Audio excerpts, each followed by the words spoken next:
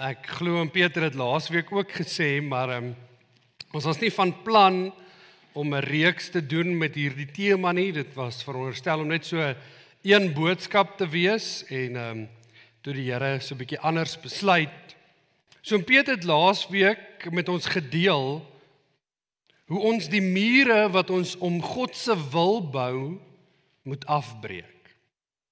Hoe dit God se wil is dat ek en jy meer soos Jesus word en meer soos Jesus lewe. Dat dit God se wil is, 1 Timoteus 1 vers 9, wat sê dat ons heilig, toegewyd aan God moet wees, afgesonder vir hom. God se wil is dat ek en jy in 'n verhouding met God moet leef. En terwyl ek hieroor nagedink het hierdie week, het ek myself die vraag gevra, hoekom word ons dan nie soos Jesus? As ons hierdie mure afbreek en dit God se wil is, hoekom gebeur dit nie? Hoekom leef ek en jy nie in 'n nabye verhouding met God nie? Want die realiteit is dat 'n paar van ons voel dat ons God nie ervaar in ons lewe nie, dat ons God nie hoor nie. Party van ons voel dalk dat God so bietjie ver is. Hoekom? En ons wandelteks hierdie week, dink ek gee vir ons 'n antwoord op daardie vraag. Hoekom leef ons nie soos Jesus nie? Hoekom voel God dalk bietjie ver van ons af? As jy jou Bybel het, is jy welkom om saam te lees. Ek het dit op die bord. Jesaja 59. Ek gaan net vers 1 en 2 vir jou lees in die 1953 vertaling. Vers 1 sê, kyk, die hand van die Here is nie te kort om te help nie, en sy oor is nie te swaar om te hoor nie. So God is daar, hy is teenwoordig, hy praat met ons, hy help ons. Kom hoor ons dit nie, en dan sê hy, julle ongeregtighede het 'n skuitsmuur geword tussen julle en julle God. Julle sondes het sy aangesig vir julle verberg, sodat hy nie hoor nie. Belangrike sin, julle ongeregtighede, julle sonde, dit het 'n skuitsmuur geword. Ek wonder wie van julle ken die verhaal van die muur in Berlyn. So na die Tweede Wêreldoorlog het hulle in Berlyn in twee verdeel, nadat die owerhede letterlik oornag, 12 Augustus 1961, met sementblokke en doringdraad Berlyn in Oos- en Wes-Berlyn verdeel, om die twee van mekaar te skei. Die kommuniste het 'n muur toegebou, en die idee was dat daar nie te veel mense in Oos-Berlyn moet inkom nie. Maar toe gebeur eintlik die teenoorgestelde. Niemand wou in Oos-Berlyn ingaan nie, maar mense wou graag daar uitkom. Maar hulle was nie toegelaat nie. Die owerhede het die mense weerhou om te vlug. Mense is letterlik oornag geskei van hulle geliefdes, hulle vriende en hulle familie. Oos-Berlyn was 'n vreesaanjaende plek. As jy probeer het om te vlug, het hulle jou doodgeskiet.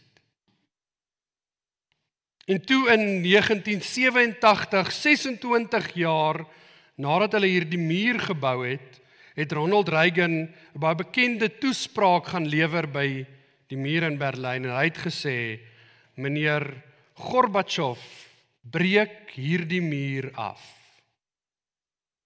'n Paar jaar later het dit gebeur, en miljoene mense is vrygelaat. Vriende, vandag is die grootste mure in my en jou lewe eintlik onsigbaar. Dis mure wat ons binne in ons bou. Dis mure wat die vryheid wat God vir ons gegee het, wegneem. Ons dink ons bou mure om mense uit te hou, maar eintlik hou ons net onsself gevange. Die bekende woorde van meneer Ronald Reagan, meneer en mevrou, breek die muur af. En as ons Jesaja 59 verstaan, dan sê hy, dis julle sonde, julle ongeregtighede, wat 'n muur tussen jou en God geword het. Nou as ek die woord sonde sê, mag daar verskillende idees by jou opkom. As ek julle moet vra, wat is sonde en wat beteken dit, kan ek jou waarborg, 'n klomp van ons se definisie daarvan sal verskil. Maar een ding wat ek weet, wanneer ons die woord sonde sê, dan draai ons maag so bietjie. Want ons begin dink aan die goed wat ons gedoen het, wat ons nie moes doen nie, dalk nog steeds doen. Of ons dink aan hoe hierdie woord teen ons en ons geliefdes gebruik word. Die realiteit wat ek vandag vir jou wil sê, is dat die Bybel is baie ernstig oor sonde. 1 Korintiërs 15:34 sê, word nugter. Word soos mense wat weet wat reg is en moenie bly sondig nie. 1 Tessalonisense 5:22 sê, bly weg van alles wat verkeerd is. Johannes 5:14, daarna het Jesus die ou by die tempel gekry, het gesê, kyk, jy het gesond geword, moet nou nie meer sondig nie. 1 Petrus 4:3, julle het lank genoeg gedoen wat die ongelowiges doen. Losbandigheid en sondige begeertes. En dan 'n baie belangrike teks wat ek met jou wil deel vandag, 1 Johannes 3:6 sê, elkeen wat in God bly, sondig nie meer nie. Elkeen wat aanhou sondig, het hom dan nie gesien nie, en hom nie leer ken nie. Sjoe. 'n ander vertaling sê, elkeen wat in 'n hegte verhouding met God leef, hou nie aan sonde doen nie. En elkeen wat aanhou sonde doen, het hom nie gesien nie, en het ook nie eers 'n begrip van hom nie. En ek kan teksvers vir jou opnoem. Volgens Tannie Google, want ek dink sy is 'n vrou, is daar meer, sê hulle dat sonde meer as 1000 keer in die Bybel voorkom. Die woordjie sonde. So vandag kan ons een ding vir mekaar sê. Die Here is baie ernstig daaroor. Ek het gesê ons het dalk verskillende definisies vir sonde en wat dit is, wat dit nie is nie. So wat presies is sonde? Want die realiteit is om, soos Ronald Reagan gesê het, die muur van sonde af te breek, moet ek en jy weet waarvan hierdie muur gemaak is. Want as ek met 'n haberrammer gaan probeer dit omslaan, gaan niks gebeur nie. So waarvan is hierdie muur, hierdie skeidingsmuur gemaak? Wat is sonde? Nou die oorspronklike woord in Hebreëus en in Grieks help ons so 'n bietjie om dalk dit so 'n bietjie beter te verstaan. Nou daar's hoofsaaklik 3 Hebreëse woorde en 3 Griekse woorde vir die woord sonde. Daar's nou 'n bietjie meer, maar die meeste is daardie 3 woorde van elk in die Ou Testament, Nuwe Testament. En dit sal ons help om te verstaan wat sonde is. So, die Hebreëse woord vir sonde is die woord hatat, en dit beteken toe mis te maak. Ek glo julle het dit al gehoor, nê? Die tweede ene is die woord avon, wat beteken to ben, to twist, dit beteken ongeregtigheid. Die derde een is die woord pesa, en dit beteken om te rebelleer of 'n oortreding. Goed, die Grieks, hamartia, toe mis te maak, sien julle dieselfde? Dan anomia, wat beteken lawlessness, ongeregtigheid. Of paratoma, wat beteken om te val of 'n oortreding. Nou as jy na hierdie tabel kyk, dan sal jy agterkom dat selfs die verskillende woorde vir sonde het verskillende betekenisse.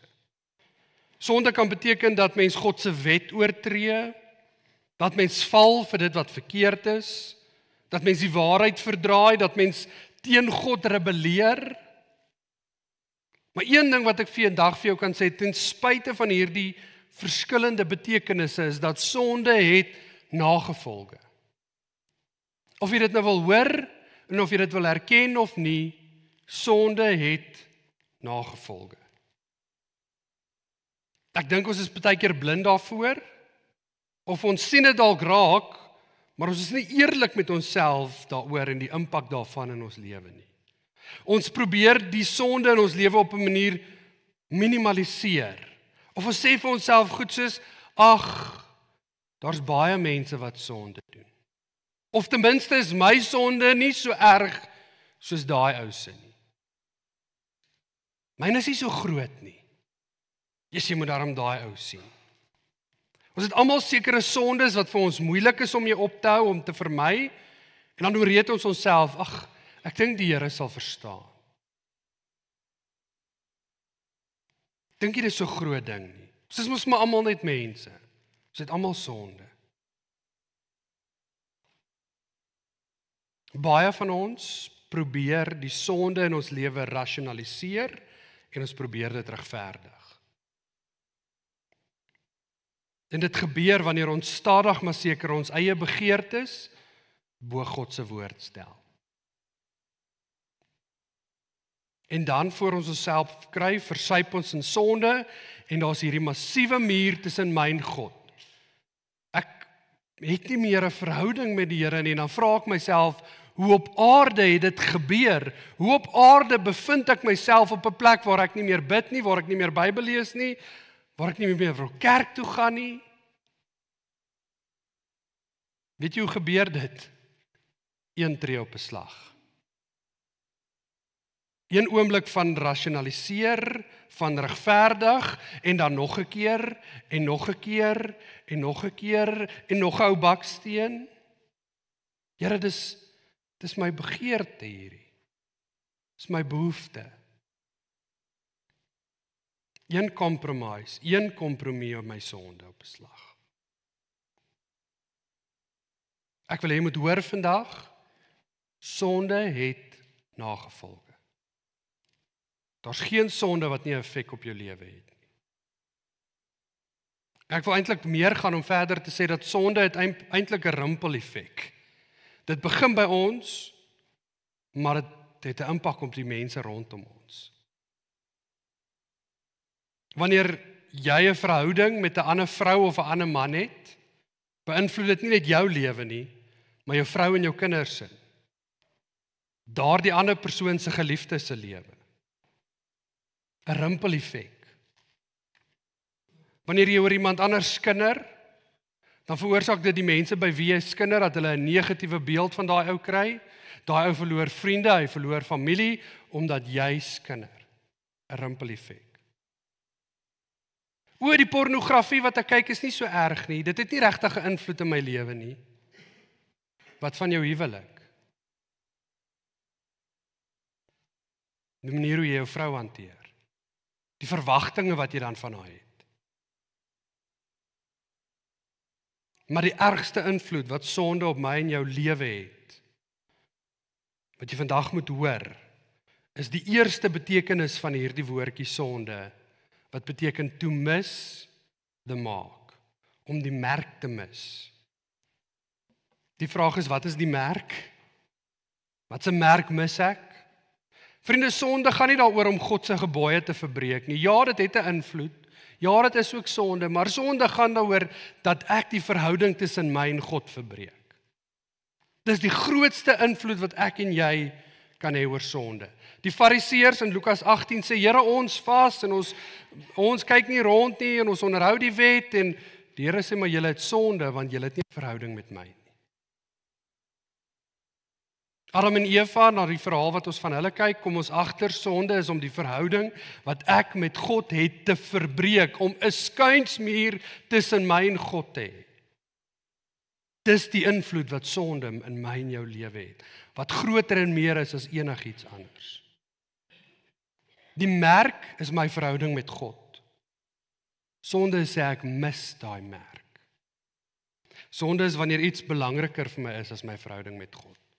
Ja, maar Leroy, ek het nou al probeer ophou, en weet jy, ek kan nie ophou nie. Ek het nou maar op die punt gekom waar ek dit aanvaar het en vir myself gesê het, ag, ek is maar 'n sondaar. Ek dink dit is 'n scary plek om te beland. En as jy op daai oomblik, op hierdie stadium, op daai plek in jou lewe is 'n scary plek om te wees. Wanneer ek opgegee het en ophou probeer het om dit wat my en God se verhouding skei, te probeer afbreek, as ek maar opgegee het om dit te doen. Sonde veroorsaak dat ek en jy ver van God af leef. En ek daag enigiemand uit om my anders te bewys. Ons lewe nie naby God as ons aanhou daarmee nie. En tog sê 2 Petrus 1 vers 3 so belangrike ding. Deurdat ons hom regtig ken. En ons het nou 'n teks gelees wat sê as jy aanhou sonde doen is die vraag of jy hom regtig ken. Maar anyway, deur hom regtig te ken het hy sy goddelike krag ons alles laat kry wat ons nodig het om naby hom te leef. Alles wat jy nodig het om naby God te leef, het God deur sy krag in jou gedeponeer. Die New Living Translation sê, by His divine power, God has given us everything we need for a godly life. Elke tool, daar's geen verskoning wat jy kan hê om aan te hou met sonde nie. God het vir jou alles gegee om hierdie muur te kan afbreek. Ek wil graag 'n paar verse in Romeine 6, asseblief, as jy dit kan iewers aanteken, gaan lees Romeine 6, asseblief by die huis, is so 'n ongelooflike gedeelte in die Bybel. Maar Romeine 6, 'n paar verse wat ek met jou wil deel. Romeine 6 vers 1 tot 2 sê, beteken dit nou dat ons in die sonde moet voortlewe sodat genade steeds oorvloediger kan word? Here, moet ek aanhou sonde doen sodat ek meer genade kan kry? Hoegenaamd nie. Ons is immers dood vir die sonde. Dit is onmoontlik dat ons langer daarin kan voortleef. Vers 6 sê ons weet dat ons ou sondige self saam met Christus gekruisig is, dood is, en dat die mag van sonde oor ons verbreek word en dat ons nie meer slawe van sonde hoef te wees nie. Leroy, ek het al opgehou probeer. Die mag van sonde is verbreek deur Jesus. Romeine 6, ongelooflike vers 14 sê, die sonde mag hoegenaamd nie oor julle heerskappy voer nie. Julle leef immers nie meer onder die verslawende mag van die wet nie, onder die bevrydende mag van genade. Aangesien God se genade ons vrygemaak het van die wet, beteken dit dat ons nou maar kan voortgaan met sonde doen, hoegenaamd nie. Ek kan aangaan en aangaan en aangaan. Paulus sê soveel keer, ons is vrygemaak deur Jesus van enige sonde in ons lewe. En dat hy in ons gedeponeer het dit wat ons nodig het om op te hou daarmee. Vrygemaak. Jesus het gesterf daarvoor. Die mag van sonde kom breek. Ek wil met jou 'n storie deel in Amerika wat hulle noem 'n bog rider. Nou 'n bog is 'n moeras, nê, 'n area met 'n klomp modderige grond. So hierdie bog riders is die slegste werk wat 'n cowboy kon hê. Niemand wou dit hê nie, maar hulle moes bereid wees om dit te doen as hulle 'n goeie cowboy wou wees. So wanneer die reenseisoen verby is en die water raak bietjie skaars, wanneer die watergate opdroog, dan wat gebeur is die beeste sal teruggaan na die plekke waar hulle die meeste keer water gekry het. En dan sou hulle nog 'n bietjie water daar sien, en dan sou hulle in hierdie modder inloop om by daai bietjie water uit te kom. En wanneer hulle uiteindelik by daai bietjie water uitkom, dan sit hulle in die modder vas. En hoe meer hulle probeer spartel om uit die modder uit te kom, hoe dieper begin hulle in hierdie modder vassit. Dan begin hulle skree en roep vir hulp. Hulle kan nie uitkom nie. En dan weet julle wat begin gebeur? Die roofvoëls begin sirkel in die lug rondom hierdie bees of hierdie skaap. Want hierdie voëls weet dis 'n doodsvonnis. Hierdie ouens, hierdie beeste gaan nie daar uitkom nie. Dan hierdie bog riders, wat hulle doen is, hulle hou die horison dop en hulle kyk waar is die voëls besig om te draai. En hulle klim op hulle perde en hulle gaan na elke moeras, elke spruit, elke meer, elke dam naby hierdie voëls om te gaan kyk waar is die dier wat in die modder vassit. Wanneer die ruiter dan by hierdie bees of hierdie skaap of wat ook al dit is in hierdie moeras uitkom, dan klim hy van sy perd af, hy maak die een deel van die tou om die saal vas en hy klim in die modder in met die ander deel van die tou in sy hand. En jy sien, hy kan nie net die tou om hierdie bees se kop of sy nek sit nie, want die krag wat daai modder het, as hy begin trek saam met daai perd, dan wurg hulle die bees dood. So hy klim in die modder in, met so 'n ou handgrafie begin hy die modder wegskep van hierdie bees af. En in die proses word hy vuil, vol modder. Hy begin hierdie swaar kry op homself neem, om hierdie dier te kan red. En dan uiteindelik as daar te veel modder uit die pad uit is, dan sit hy die tou om die bees se horings, of om die bees se pote, en hy gee die opdrag aan die perd om te begin trek. As hierdie perd hierdie bees trek, dan word hierdie cowboy behoorlik vuil.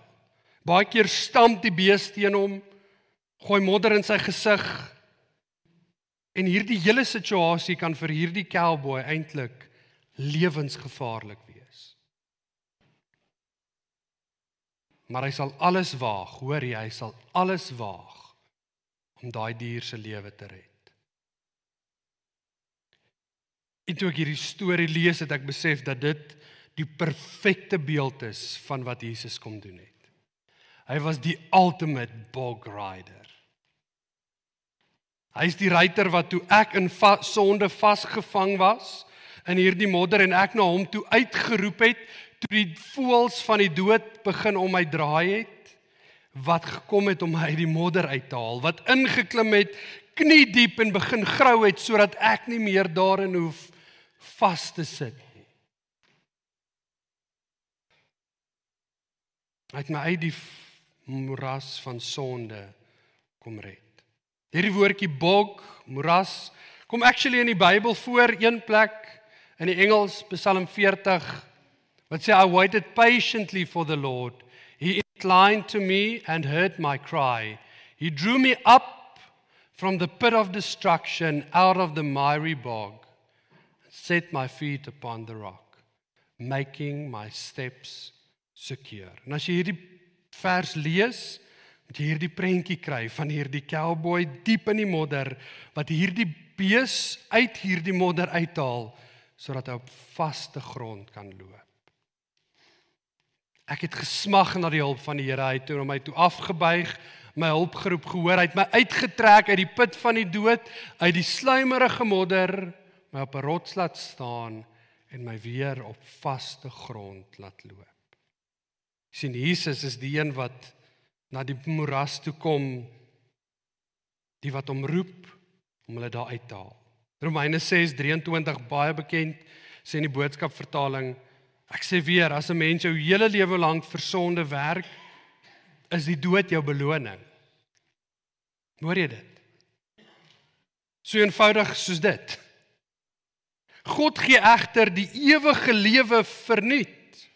Dit is sy geskenk wanneer ons in Here Jesus Christus glo. Dis 'n geskenk wat nie enigiemand iets kan doen om dit te verdien nie. 'n Gawe van God. In Romeine 6 vers 14 wat ons saam geleef het, sê geen sonde het meer 'n houvas oor jou lewe nie. Kan nie oor jou heers nie, want Jesus het jou reeds daaruit gered. Daaruit gehaal. Paulus het baie keer gepraat oor hierdie sondes wat oor 'n mens kan heers. En ek wil twee met jou deel. Wil jy net daarna luister. Galasiërs 5 vanaf vers 19 sê, die sondige natuur se dade is baie duidelik. Seksuele sonde, onreinheid, losbandigheid, afgoderry, haat, rusie, afguns, woedeuitbarstings, selfsug, tweedrag, skering, jaloesie, dronkenskap, losbandige partytjies en nog baie sulke dinge. Ek waarsku julle, die wat so leef, sal nie die koninkryk van God beerwe nie. Kolossense 3 sê, maak dus dood alles wat in julle aan hierdie sondige wêreld behoort. Seksuele sondes, onreinheid, last, verkeerde begeertes, gierigheid. Want dit alles is afgoderry. Hierdie dinge maak dat God se oordeel oor die kom wat ongehoorsaam is. Jy het vroeër so gelewe en dit moenie meer jou lewe bepaal nie. Jy moet ophou met woede, gemeenheid, kwaad, kinderpraatjies en vuil taal. En ek weet vandag, terwyl ek gepraat het, dalk is jy heiliger as ek en het jy 'n beter lewe as ek.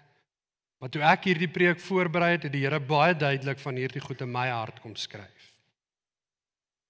Ek bewus geword van sonde in my lewe wat nog oor my heers.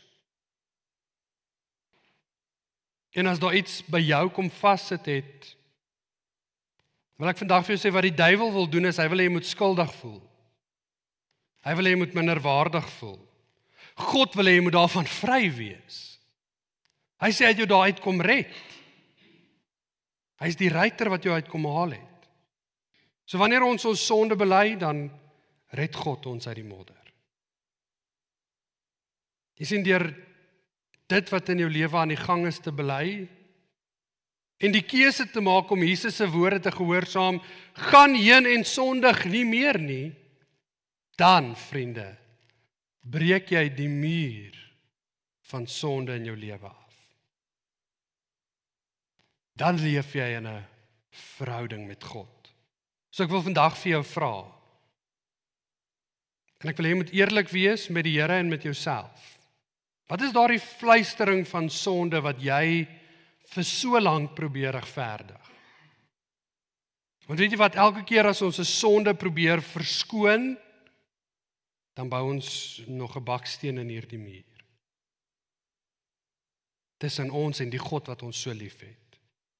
En hierdie muur, vriende, gebeur nie oornag nie. Dis een baksteen op 'n slag, een kompromie. En al wat die Here vra, sê ek is jammer. Ek wil naby U leef. En wanneer jy daai eerste tree gee, dan sê God, gee hy die volgende. Weet jy wat die ongelooflikste deel, Romeine 8 vers 1, daar is geen veroordeling vir die wat in Christus is nie. Met ander woorde, jou sonde is nie jou identiteit nie. Jy is nie vasgevang daarin nie. Jy is nie meer 'n slaaf nie, Christus het jou vrygemaak.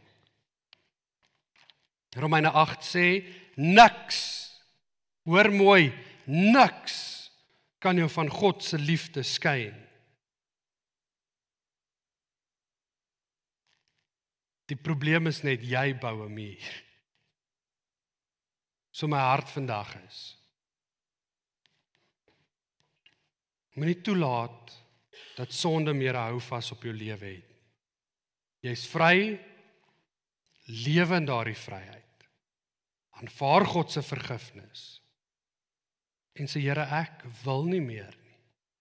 Want Here, dit beïnvloed my verhouding met U meer as enigiets anders. En ek wil nie toelaat dat enigiets tussen my en God se verhouding kom nie. Jy het die hamer. Jy het die tools. Lewe in die vryheid. Moenie soos die muur van Berlyn jouself gehok hou. Leef in die vryheid wat God vir jou gee. Ek sluit af met die woorde weer van Ronald Reagan toe hy die toespraak lewer. Meneer, mevrou, breek die muur af. Here, dankie dat ons vandag baie duidelik goed kan hoor wat ons baie keer ongemaklik laat voel. Goed wat ons dalk nie wil hoor nie en verkies om nie te hoor nie en ek dink nodig het. Here, dankie dat U eers met my gepraat het. En Here, ek bely voor almal. Here, dat ek ook toegelaat het dat daar goed tussen my en God kom. En help ons, Here, om hierdie muur af te breek. En in die vryheid te leef van 'n nabye verhouding met God. In Jesus se naam.